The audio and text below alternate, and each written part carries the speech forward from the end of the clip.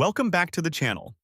In this tutorial, I will show you how to renew your Namecheap SSL certificate step by step. Renewing your SSL keeps your website secure and prevents browser warnings for your visitors. First, log into your Namecheap account and go to your dashboard.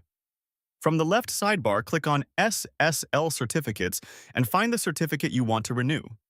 Click Renew next to it and choose the number of years you want to extend the certificate for, then proceed to checkout and complete the payment.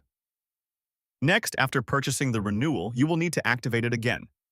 Go back to your SSL list and click Activate. Enter your CSR, which stands for Certificate Signing Request, generated from your hosting provider.